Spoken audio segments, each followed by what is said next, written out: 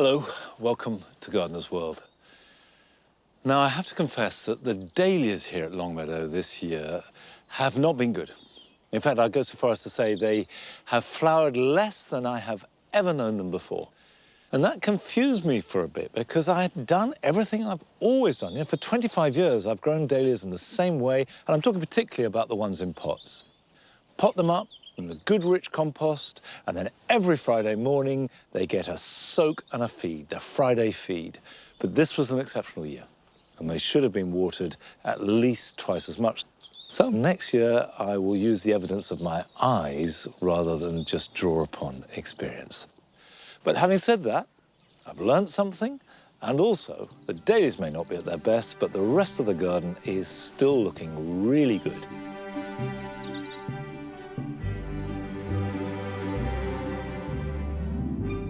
Coming up on today's programme, Carol celebrates the extraordinary variety and rich colours of that late-season star, the salvia.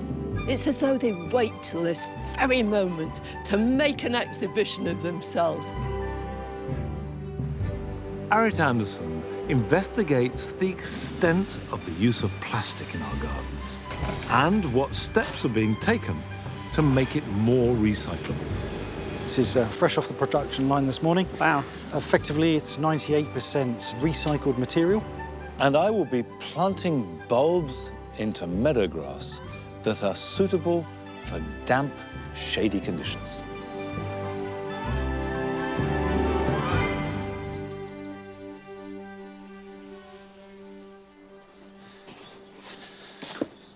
Almost everything that we're doing in the garden at the moment is about planning for next year. What you do now is going to dramatically alter how your garden looks. And one of my favourite jobs at this time of year is planting bulbs in pots. And this means that you can have colour as early as late January, early February. However, they need good drainage. So just take your normal compost mix, and this could be just a standard bark-based potting compost, and then mix the same volume of grit with it. So pour that in, like that. In winter, cold, wet compost is what bulbs absolutely hate. And horticultural grit is ideal to open it out. Now, when it comes to containers, you can grow bulbs in absolutely anything, but I absolutely recommend using terracotta pots. When you have a terracotta pot, it's porous, which means that it will lose moisture through the sides. You don't want bulbs to sit in water. That is the very worst thing that can happen. Now I'm going to start with one of my favourites, and a real cast iron doer. This is Iris Histroides George. It has a deep purple flower with a yellow filament in the middle, and will start to flower somewhere between the beginning and the end of February. You can plant this in quite a small container. In fact, I'm going to use for this tiny little container. We'll put a little bit of a crock in the bottom there, add some compost. When you're planting in the ground, the basic rule is always twice the bulb's depth. Forget that. In a pot, particularly a little pot like this, as long as the tip is just below the surface, that's all you need worry about. If I put these in like this, I can cram them in two. So we've got 7 bulbs in a tiny little pot, and then I just cover them up.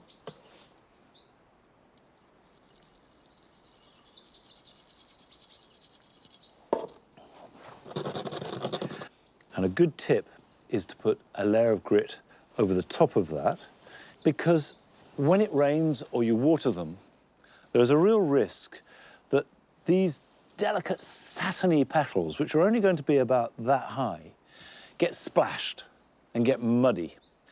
And if we just put the grit on there, that keeps it clean.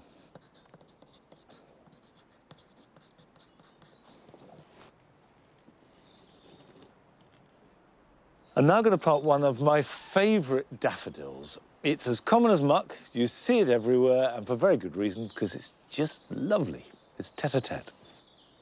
These little daffodils have the freeness of spirit that you get in wild daffodils and the intensity of colour that you get in those that have been highly bred. They're just a joy. And I've got a deeper bowl here because it's a slightly bigger plant and a much bigger bulb. And again, cram them in. These can stay in here for a few years. It's quite a good idea not to do all the bulb potting in one go. If you stagger it a little bit, you will stretch out the flowering season. Cover that over. You can easily plant any bulb right up to the end of October and put them somewhere cool but not too wet. And if you can, use a really nice terracotta pot. But I'm fully aware, for most of us, the reality is we buy our plants and grow them in plastic. But this is becoming a major environmental problem. And this year at Longmeadow, I've tried to use as little plastic as possible. It's been tricky. But the truth is that we, us gardeners, have to be part of the solution. Now, that is easier said than done, and it's not going to happen overnight. But the first thing we need to do is find out more about it. And Arit has been behind the scenes throughout the horticultural industry to find out as much as she can about this problem of plastic.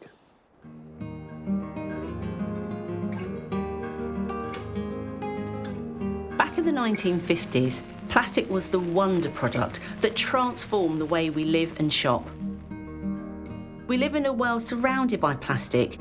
In the bathroom, in the kitchen, we can't seem to escape it. And it doesn't stop at the back door. As gardeners, one of the most exciting things is buying a new plant.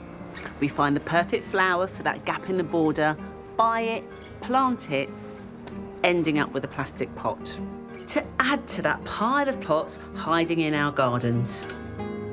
And here's a fact that's going to make you sit up. Us gardeners are getting through 500 million plastic pots and bedding trays across the UK every year. I can't quite believe that figure. I've done a quick calculation and I think that means, laid out, these plastic pots would cover the Chelsea Flower Show ground roughly 149 times, and that's just 1 year. And it seems that we're collectively piling up an unthinkable amount of plastic. I find it worrying because with only a few exceptions, we have little choice but to buy the plastic pot with the plant. So I'm going on a journey of a plastic pot to find out why, to see if there are any changes happening and to find out what we can do about the mountains of plastic waste we're all creating. My first stop is where the pots are first used, a commercial nursery, to find out why they use plastic. And this is a big nursery. This is where lots of the plants you find in supermarkets and garden centres are grown. Last year, we produced approximately 12 million pots and 2.5 million bedding packs. Why are the pots plastic? They're plastic because that's the industry standard. We've known those for over 50 years. It's a durable product and it forms the pots, the trays, with consistency, which is important for us. As you've seen, we're highly mechanised, so they've got to go through the machines. Black plastic's been used in particular because the black keeps the light away from the roots. Roots are photosensitive, so they want to grow away from light. We just produce a better plant in black plastic, it's proven.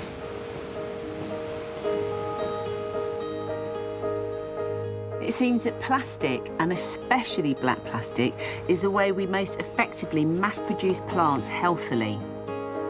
It's worth mentioning that some retailers have asked this nursery for alternatives to plastic pots, and they are doing some trials, so far with mixed results. And they do recycle when plastic comes to its end of life on site. We also spoke to a range of other commercial nurseries who told us they use black plastic for similar reasons. They're economical and they can also last for the long time plants often need to grow before being sold to garden centres. And that's my next stop, a garden centre. It's a small family-run business near Preston. They sell over 40,000 plants a year, mainly in plastic pots. I'm having a chat with Diane Harrison, who spends every day with customers. She sees the issue of plastics on the front line. So why are you using plastic, do you think? Well, we've only been offered plants in plastic, and I think it's for reasons of transport and growing. It's got to stand up on the tables, it's got to stand up in a production system. Do you find that you have customers that are asking you about recycling at all with the pots? No, I don't think so, and I think because the customers are only buying 1 or 2 or 3 plants here and there, aren't they? They don't see that as a big issue, maybe. Do you have a recycle scheme where the customers can bring them back? We don't, no. We'll take them back as a goodwill gesture, and some we might be able to use, but on the whole, we don't have a recycling scheme for them at all, no. Likewise, we don't have a recycling scheme for the trays, so they're difficult to deal with. Yeah, that is really hard, because as a garden centre, you're not growing on here, are you? So... No, it's purely buying stock in from nurseries and then selling it through. So, yes, we have no use for old pots or old trays. Are you able to send them back to the suppliers? Generally not, no. And I suppose for plant health and disease and pest and disease, the suppliers don't want them back. We spoke to a wide range of garden centres, DIY chains and supermarkets. They all told us a similar story. The garden centres sell in plastic because the nurseries supply the plants that way, and there's no apparent customer demand for alternatives or recycling. And maybe that's because, unlike food packaging, which stacks up in our bins, most of us only buy a few plants at a time, so we're in a bit of a bubble about the scale of the issue. So far, it seems that there's not much choice but to keep piling up our pots. How about curbside recycling them at home with all the other plastic we use? Well, it can be pretty confusing to know what can and can't be recycled and in which box or bin. And frankly, the news isn't great. Only a handful of local councils will take plastic plant pots for recycling, often for the same reason that these plastic food trays won't be allowed. This refuse facility is one of the most advanced primary sorting plants in the UK. It processes 132,500 tonnes of recycling per year. When you put something in your curbside recycling, it's delivered to this facility by truck. It all gets put onto a conveyor belt, and the bottles and the tubs and the pots run along that conveyor, and we shine light onto the conveyor. And depending on the light that's reflected back, we can detect what the different materials are. So if we detect a pot, it will puff that pot with a jet of air into a different bay, so we can get all the same type of material into one place. Because we use light to detect plastics and what type of plastic they are, because black plastic doesn't reflect any light, it's very difficult to sort. And that's why most councils won't accept plastic pots in curbside recycling. Many just can't sort them yet. This facility will recycle them if they catch them, but more likely it will end up incinerated and used to create electricity and heat, which is known as energy recovery. Here's Simon Ellen from the Recycling Association. Recycling, it's all about circularity. You're using it again and again and again. We call it the circular economy.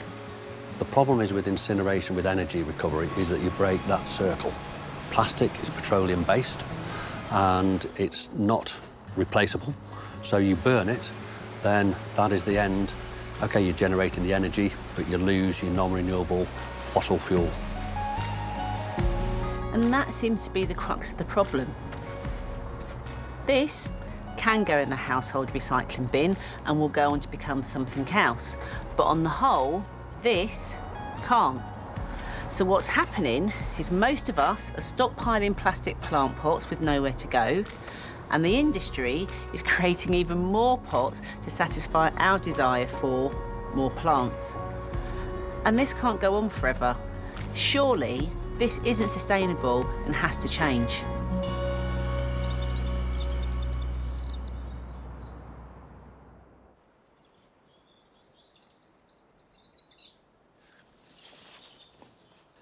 I don't know about you, but I'm still reeling at that figure. Over 500 million pots and trays every year. And although most of us just buy a few pots and it's not really very significant in every individual garden, put it all together and you can see the scale of the problem. Anyway, later on in the programme, Arit is going to go back to the industry and see what practical steps are being taken to combat this.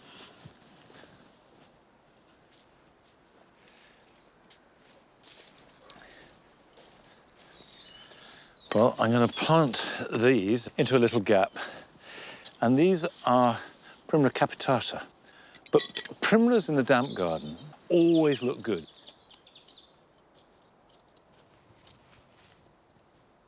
Someone was asking me why certain bits of the hostas have got eaten and not others. And almost certainly, that is where they've got frosted in spring. And you won't have seen the damage, but there was just enough damage to the structure of the plant to make it weak, and that's what slugs and snails like.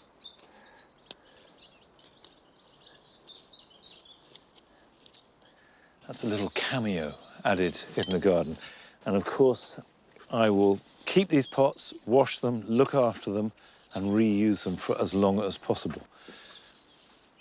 This is the viburnum plicatum morisii, which in spring has these wonderful horizontal tiers of flower. And in autumn, it has one of the most dramatic and intense colours in the whole garden. And although I always feel very sad that summer is slipping away and the swallows have gone home, there is no doubt about it. Autumn brings a lot of splendour.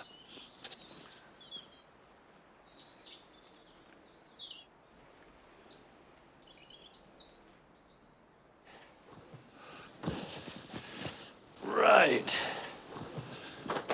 Come on then. Next job. Come along.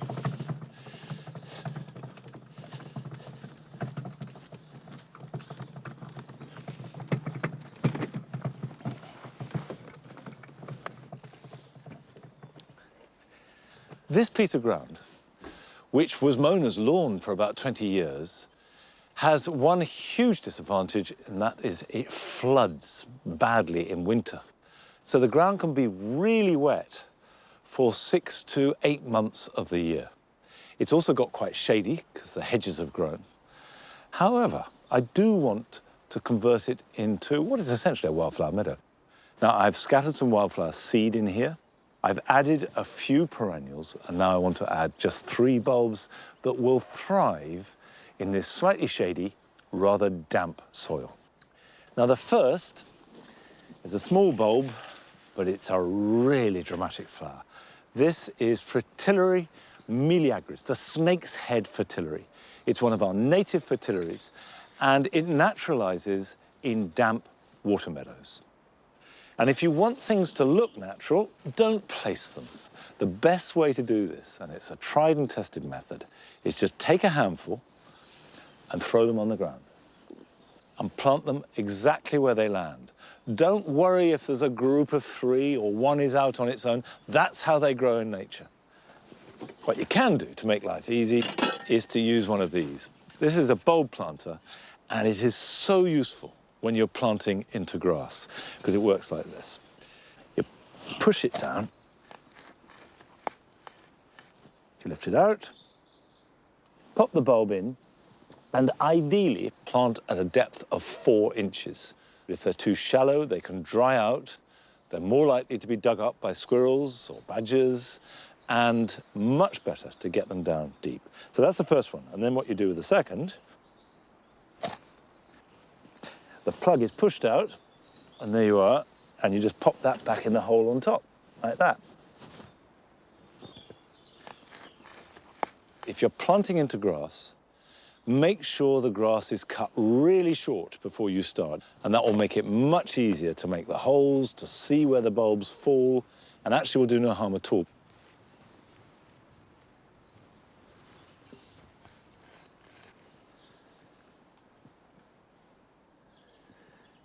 Now, if the ground is too hard, which it certainly often is in September, that's one of the real problems of planting into grass in September, a tip that you can do, and I've done very successfully before, is get a 3 or 4 inch pot like this and put 3 bulbs into this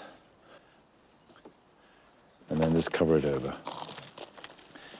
And if you do, say, a dozen pots like that, you can plant them out in March when the foliage will be about that tall, and that works quite well too. So that's a fritillary. But I'm also going to plant 2 others. The first is a camassia. Now, this is a camassia quamash. And typically with camassias, it has dramatic foliage and then this spike of flower. And this has a very small bulb. You can see that it's not much bigger than the fritillary, but the flower is bigger. Now, I don't want these to dominate. I've only got 50 for this whole area. This I don't need to throw, so I'm going to place, so I'll just pop one in here, and I'll space these out. Again, trying not to make it too regular. This wants to look as natural as I possibly can. And then I'm going to add to that the summer snowflake, the leucojum, with flower stems growing about a foot or so high and these drooping white flowers like giant snowdrops. But you can see the bulbs are dramatically bigger. And if I have these in clumps all the way down, that will pick up on the snowdrops that we've got running down the edge. This is a woodland bulb, light shade and some damp, and this will be happy. And you can plant these bulbs any time over the next month. But the sooner you get them in the ground, the sooner their roots will get into the soil because they are growing actively from now onwards. Now, everything I'm doing here is geared towards making next spring look as good as possible. It's an investment in the future of the garden. But Carol has been to Newby Hall, near Ripon in Yorkshire, to celebrate a plant which is flourishing right now. Of course, I'm talking about salvias.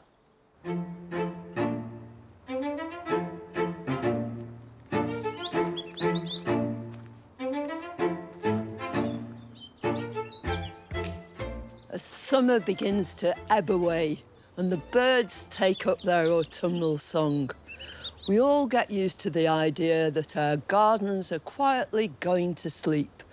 Colours begin to mellow, everything softens, but there's one exception, and that is the salvias.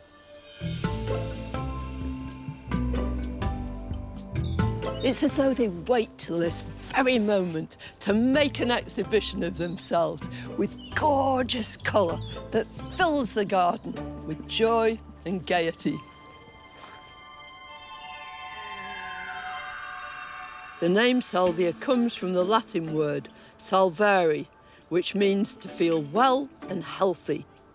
Historically, salvia was used to treat numerous ailments, and it has strong antiseptic properties. Salvias belong to the family Lamiaceae. There are more than 900 different species, and of course there are many more cultivars. But probably the salvia that most of us are most familiar with is Salvia officinalis, the common sage. Salvias have a very clever way of getting pollinated. A bee comes in here. As it does, it pushes a lever at the back of a flower in its search for nectar. That lever brings down these anthers, and they're full of pollen. So the insect is dusted with that pollen. When it flies away, eventually it will come to a flower where the anthers no longer have pollen on them. But at that stage, the stigma of that flower, the female part, will have become receptive. So the pollen is deposited onto that stigma and pollination takes place. It's really, really important that these flowers don't pollinate themselves, because that way they'll become inbred. And the more diverse it is, the better for the evolution and strength of the plant.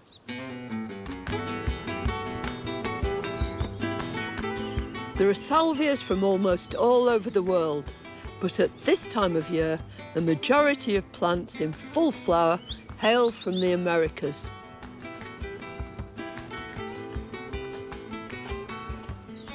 This is Salvia discolor. I love it. You see it from a distance and you're aware of every leaf being outlined in white. And then you get the real surprise. Inside is this beautiful dark flower, almost black. It comes from Peru, but it looks such a picture in these other salvias. It's just perfect for this corner spot. Outside a small Mexican town, botanists discovered naturally occurring hybrid salvias, spontaneous crosses between Salvia gregii and Salvia microphylla. The town was called Jame, thus the hybrids were named Salvia cross Jamensis. This is Salvia jamensis Sierra San Antonio. It makes a short, bushy plant smothered in flowers of the most delectable peaches and cream colour.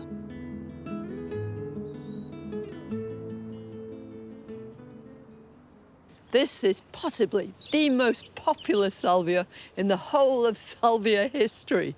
It's Salvia amistad, and no wonder people love it. It's got these dark bracts, and within them these rich purple flowers. It'll flower over a long period too, right the way through from midsummer until the frosts. And it's tall. Now, these plants were all produced this year from cuttings, and they're already nearly as tall as me.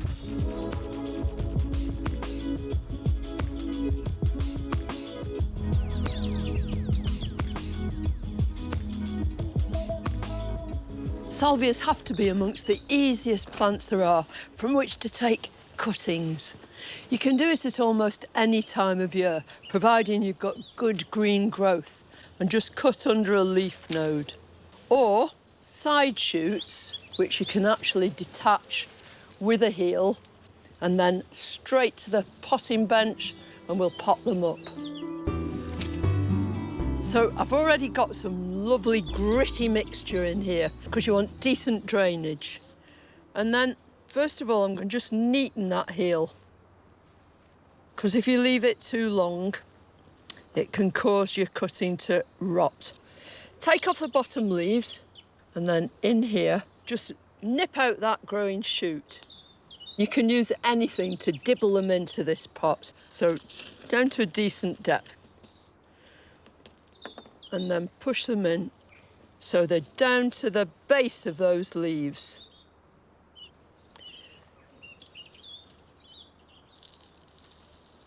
Usual thing with grit, it stops your cuttings rotting, it retains the moisture once these have been watered, and it'll help suppress any weeds.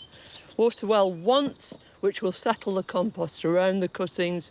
Put it into a place out of direct sun, but with plenty of light, and keep it warm if you can. And eventually, after a few weeks, you'll see roots emerging there. At that stage, you can knock the whole thing out. You can pot them up individually, or you could take the 4 of those with their root ball and put it into a bigger pot. It couldn't be easier.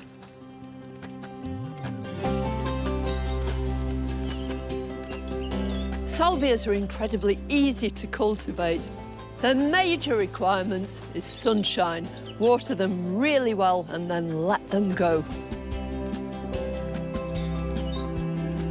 Not only do salvias bring vivid colour to the late days of autumn, but they also bring such an extensive range of colour. It's positively kaleidoscopic. And what's more, in the low light of autumn, that colour really zings. You could almost say it dazzles.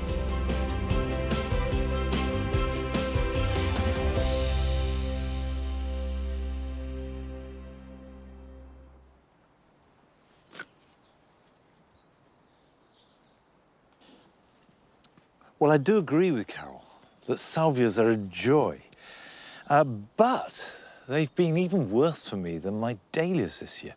Amistad, which normally is a surefire winner, is a shadow of itself. If any of you have had a similar experience with salvias in particular, let us know, because maybe we can build up a picture. I'm harvesting these potatoes This is a variety I've not grown before. It's called Emily. And this is a main crop, blight resistant and lovely red colour. And if you remember, I'm growing some purple potatoes at the other end of the row. So I may not be able to grow a colourful salvia, but I can produce brightly coloured spuds.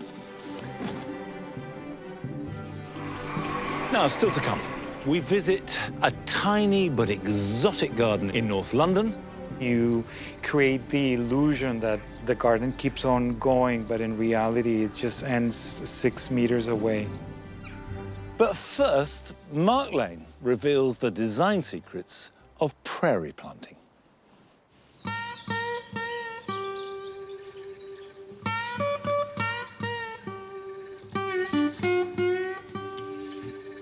With autumn just round the corner, you might think that your garden has passed its peak, but there is one garden style that offers masses of late summer colour, texture and character, and that is the prairie garden.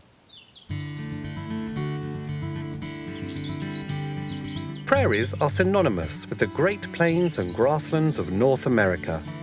And the key to this type of garden is to embrace the wild spirit of that natural environment. Today, I've come to Aston Pottery Gardens in Oxfordshire, where their prairie-inspired borders are in full flourish. Stephen Bourne is the owner and head gardener, and his family has farmed here for 10 generations. So Stephen, how did all of this begin?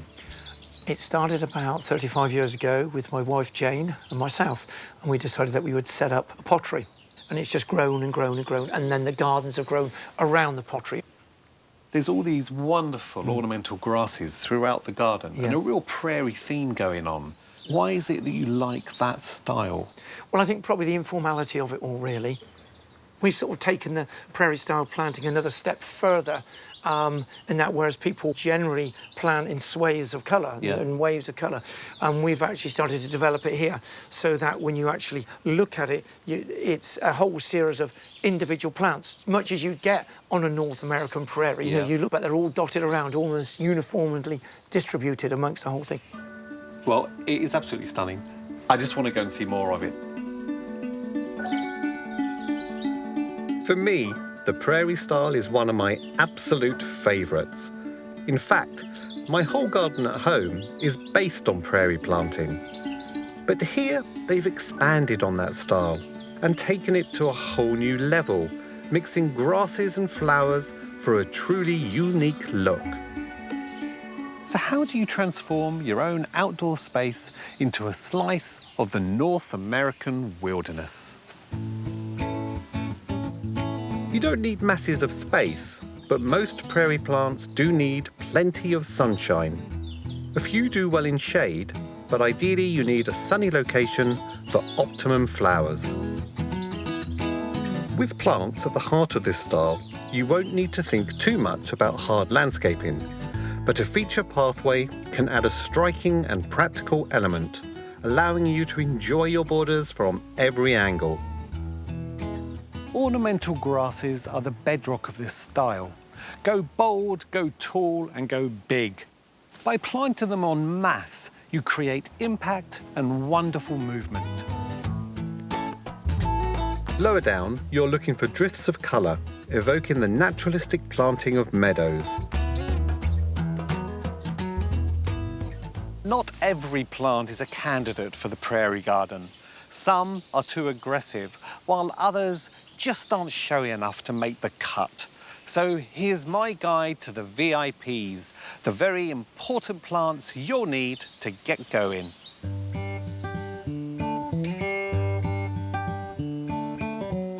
Take this wonderful Miscanthus sinensis with its firework-like plumes. It's just beautiful when the sun catches it and the wind just gently moves it. Also for height, we've got the wonderful Solidago. It's not an ornamental grass, it's a herbaceous perennial, but it gives you that same feeling. It's bright yellow and zesty, perfect for the back of the border.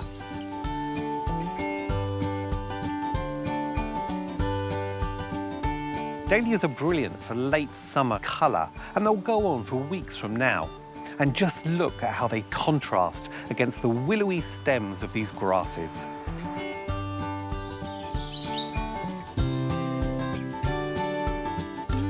For a modern twist on the prairie style, why not plant a tapestry of annuals?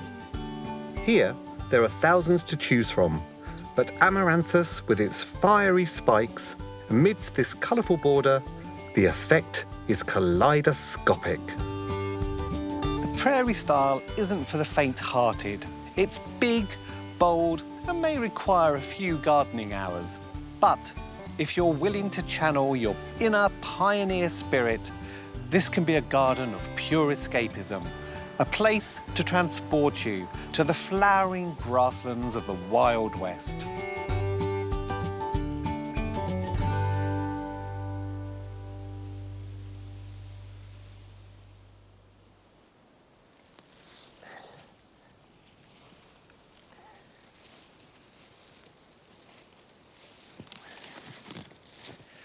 I've been to the prairies, and they are amazing. And some of the American gardens based upon them, or even European gardens with these great swathes of grasses and ancillary planting, are dramatic and beautiful. But you can use grasses, as I've done here, in a very different way. These are grasses really going for as much vertical accent as possible and using plants like teasels to complement that, which does mean a little bit of staking and a little bit of tweaking and propping all the time. But the result means that in a relatively small space, you can get the drama of grasses. Now, earlier on, Arit had a look at the problems associated with the use of plastic in horticulture. And, not to put too fine a point on it, our over-dependence upon black plastic in particular. But now she sets out to see what solutions are on offer. So far on my journey, I found that the majority of the big commercial nurseries grow plants in plastic pots because they produce healthy plants and work effectively in the production line. And the majority of garden centres are selling the plants in plastic pots because nurseries supply them that way. And most customers aren't asking for any alternatives. I've also found that the black colour makes it harder to sort and recycle. But it's not all bad news. To find out why, I need to go back to the beginning where the plastic pots are made. And here's something that might surprise you. Most are already produced from recycled materials. I'm picking the brain of Alex Everett, who develops new products for a plastics company. We manufacture approximately 100 million plant pots per year. It's using 3,600 tonnes of material per annum. That is amazing. And exactly what is this made from? This is a polypropylene recycled material. It's coming from post-consumer, post-industrial waste streams. For example, end-of-life plastic from the car industry. So this could well come from a car dashboard, car bumper, and we get the opportunity to turn it into a plant pot. How easy is it to recycle black plastic pots? Tricky question. We can recycle all of our customers' black plastic pots very, very easily. But for the wider general public, it's very hard for these to be recycled in a curbside collection box, purely because they contain carbon black pigment. Just to remind you, most recycling plants use an infrared light to sort the different types of plastics, but black materials don't reflect the light back, so they don't get sorted. That's often the reason black plastics don't get picked up at curbside recycling. What can be done to improve this, to make it more recyclable? We have to change the blend of polymer used. So we have to go to a carbon pigment-free base material, and we have to use a carbon pigment-free colorant. And luckily, the industry is starting to make change now to start to replace its black pots. Actually, just a few days before this interview, 10 of the big horticultural growers in the UK met with 5 plastic manufacturers to discuss different ways to replace the current black pots. The growers chose a neutral shade of taupe, and the manufacturers have all been invited to supply this colour. This is fresh off the production line this morning. Wow. Effectively, it's 95, 98% recycled material. Yeah. The key thing here is the fact that it's carbon pigment free, and so is the colour. So this product is detectable on sorting machines, and it will identify what polymer it is. And in this case, this is polypropylene. That then will stand a chance of being recycled. One of the reasons I understand that black has also been used in the industry is so that the light doesn't go onto the plant roots. What's the success rate, do we know, of this So colour? it's early days, so a lot of this product is now starting to go out to the commercial nurseries so that they basically have peace of mind that the product is fit for purpose. We think it's as close as we can probably get to black. Well, this is exciting and maybe a step forward to making plastic pots more recyclable. We'll keep you updated on how the trials go, and this little pile is for Monty. Of course, the tote pot isn't the only option. Other producers are also finding ways of making pots more easily recycled using different colours and materials. But until then, we still have a big issue of what to do with all of the plastic pots piled up in our sheds and greenhouses. But there could be a solution from the garden centres. I'm meeting with Martin Simmons from the Horticultural Trades Association, who represent lots of businesses in the industry. What are your members feeling about, plastic use in horticulture? The industry is very much aware that it is quite closely connected to nature and the environment, and the industry wants to be doing right for the environment. We introduced a recycling scheme earlier this year. That really uses a system whereby plant pots can be collected from garden centres all over the country and then go off for recycling. It's not that system isn't a curbside recycling scheme, but at least it gets rid of the problem and stops pots going into landfill. How successful has that recycling scheme been? It's been incredibly successful so far, with, I think, huge potential to grow much further as more and more people become aware of it.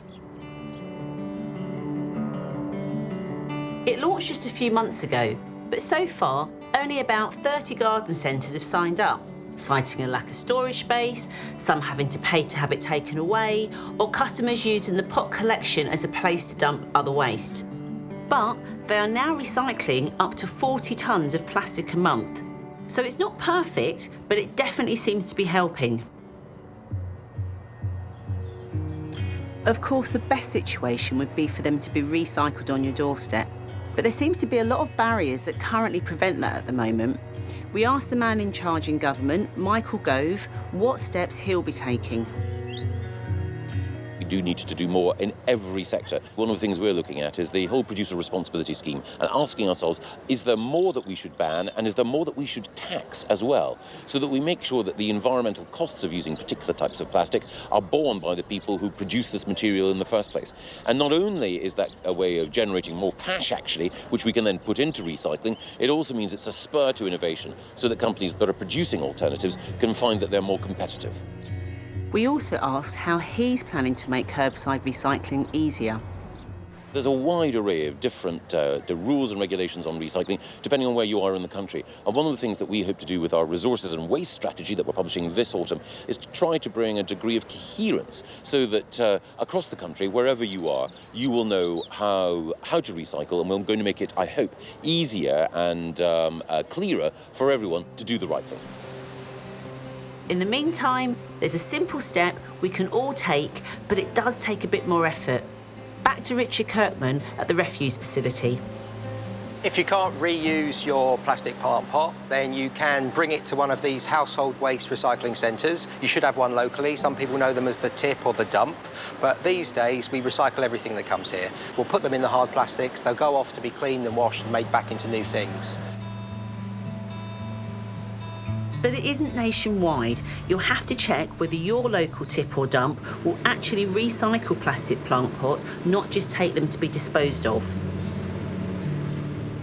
After talking with so many people, I'd love to offer you some advice that would apply to everyone, but I found it frustratingly hard to come up with anything concrete. So I'll tell you what I've taken away from this. The horticultural industry have acknowledged they have a responsibility, and it looks like they're beginning to make changes. But as a gardener, I've acknowledged I have a responsibility too, and I'm going to work harder to ensure plastics in my garden don't just have one use.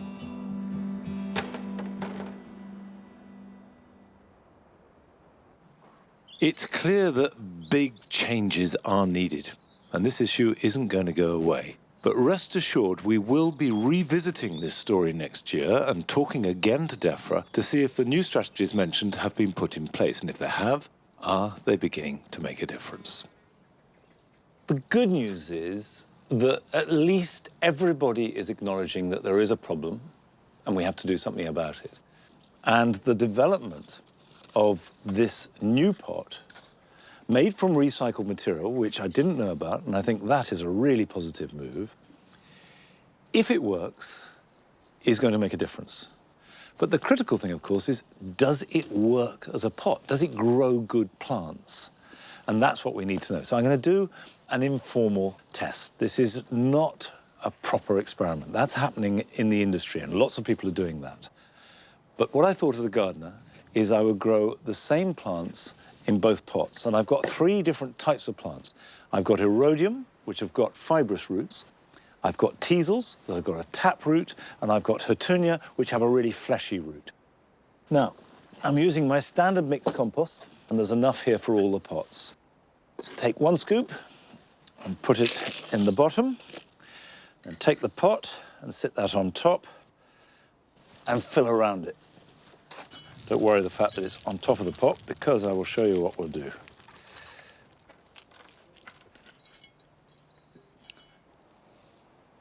Lift it like that, leaves a space, take it out, pop that in. There it goes, that's 1. The reason why this method is so good when you're potting on is because the tiny little feeding roots that you can hardly see can remain undisturbed.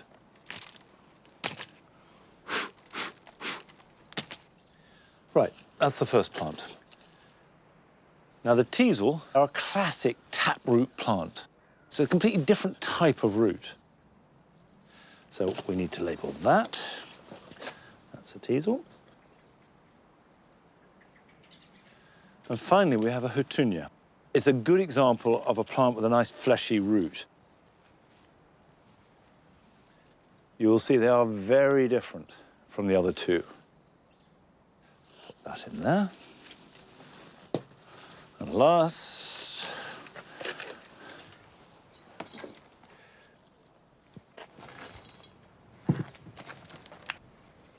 three very different plants with very different demands of the soil and the container that they're in.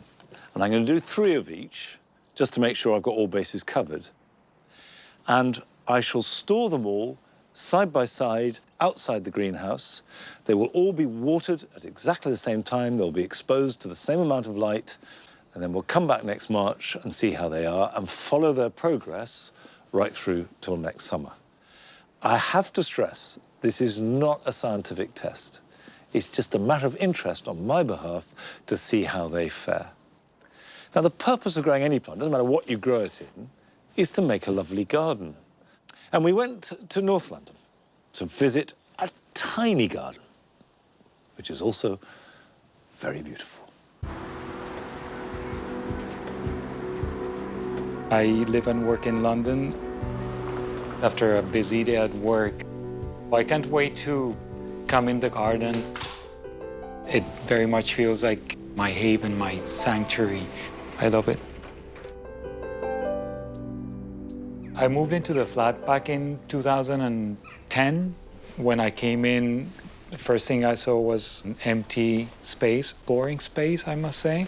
So I built a raised bed, first in wood, now it's in steel. Then came the big architectural features. So the first thing was the tree ferns, the Fatsia japonica on the one corner and the Japanese maple. So that was basically the frame of the garden. And over time, it just grew organically. The garden is quite small. It's 5.5 meters by 6 in depth, barely 6. Really, what I try to do is make it as big as I could with what I had to work with. So almost you create the illusion that the garden keeps on going, but in reality, it just ends 6 meters away. So what I've done here really is layer these plants in a way that actually gives the viewer the impression that there's a lot more space than there really is. There's the clematis here, and behind there's the small-leaved ivy. So when you're viewing from inside, you think that they're much farther away than they really are. In addition, what I've tried to do is make the end of the garden a bit darker as well. And that darkness in the back actually doesn't reveal what's behind, so that's how that sense of depth is created when viewed from inside the flat. In addition to the more temperate plants, I have a few tropicals, which I really like. I guess the stars are the colocaceas, with their big heart-shaped leaves, and reminds me of my Colombian roots. So I think the colocaceas do bring a very tropical feel to the garden because they actually thrive in very hot, sunny, damp conditions. This one is black magic, and it's quite velvety and soft. It doesn't survive an English winter, so I have to bring it inside every November, stays there probably until May, and then I bring it outside. I have it inside a pot, which I've actually carved out the bottom. So literally what I do is I cut down the roots, just remove it from the soil, put it on a saucer full of pebbles. Then I prune back all the leaves, but leave the stem itself, because it's out of the stem that the new growth will come back the next spring. Obviously, the garden is very much part of the flat, so I wanted to create a sense of continuity between the in and the outdoors. So in this space here, I've planted sempervivums, or house leeks. It's a space that basically was full of gravel and unutilized, and managed to actually make a little garden out of it. They've done really well, they've thrived. I literally cover the entire gravel space, and in the spring and early summer, they all flower. It does create that sense of continuity when you're inside. You really don't know where the limit, where the border is. What I've tried to do is obviously use every inch. I bought this pot of baby tears, or mind your own business, as it's known as well. And then I cut it in pieces, and then I plugged it into the gap between the paved area. It has literally spread from the back all the way here, and what's nice about it, it brings this wetland, watery feel, which is great. It is a great refuge for worms, so it goes quite thick in the summer.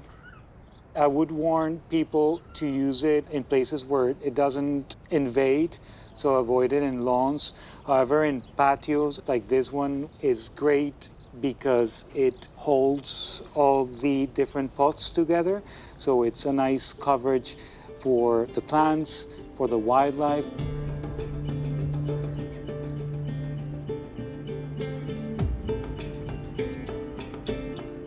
The garden not only brings me joy and brings nature to home, but also it feels very, very Colombian, very tropical. And that's what I try to achieve, and I think I've done it.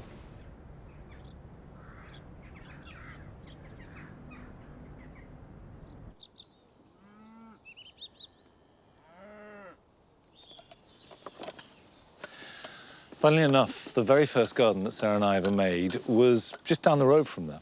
But the key thing I remember about it was that although it was small, the amount of pleasure that we got from it was every bit as big as anything that we've done since. And if you remember, I planted this stone trough with miniature thyme, and we did that in May. Slowly, these little delicate thyme plants have spread out and they're already beginning to lick over the edge. And they, of course, have loved this summer and the heat.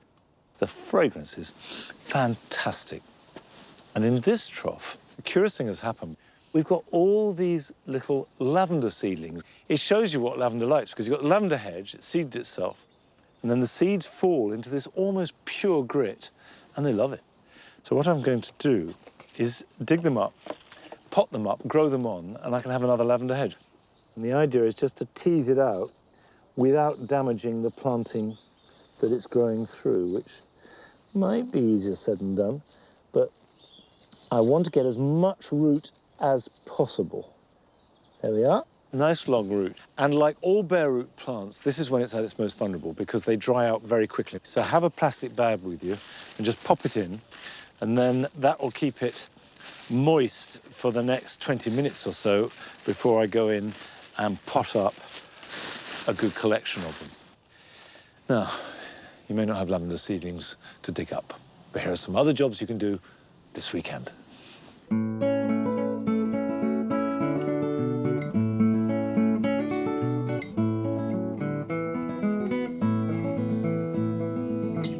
Now is the time to help tomato plants put all their energy into ripening existing fruit rather than creating new ones.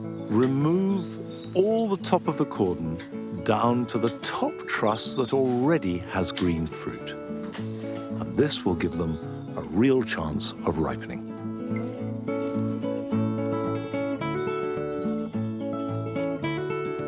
If you have any hardy cuttings that were taken a year or so ago and have developed roots, it's a good idea to get them out of a container and into the soil. They can then spend the winter developing a better root system and also a relationship with the microorganisms in your particular garden. And this will mean they develop much better when you finally plant them out.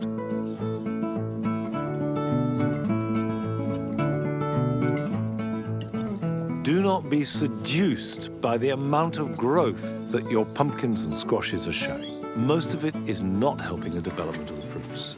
So cut back all those tendrils that just have flowers or very small fruits, leaving the plant to put its energy into the fruits that are already half-formed.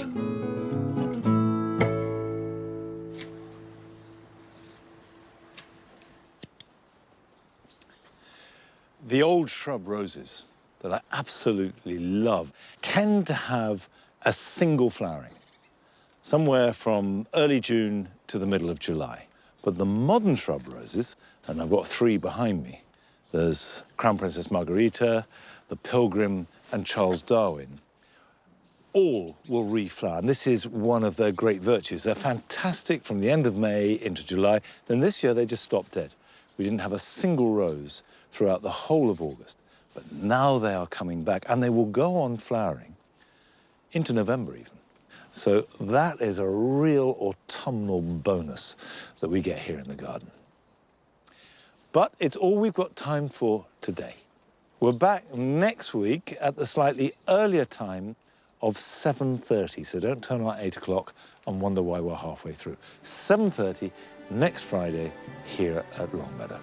I'll see you then. Bye-bye.